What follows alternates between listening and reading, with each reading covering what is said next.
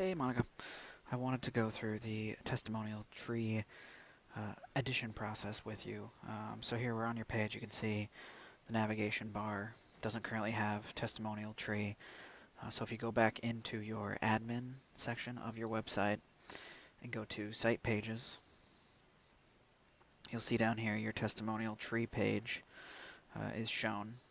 So what you'll do is you'll just drag it over so it's in line with your other main pages that are on your URL currently. You'll go over here and hit publish, and now you can see it is saved over there.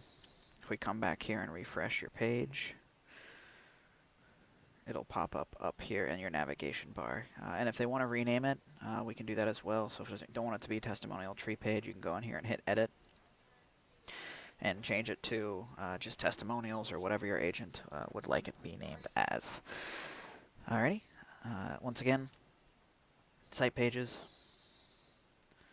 You'll drag it over, make sure it's in line with all these other main navigation bars, and make sure that you hit publish down here in the bottom right hand side, because that'll save the page for you.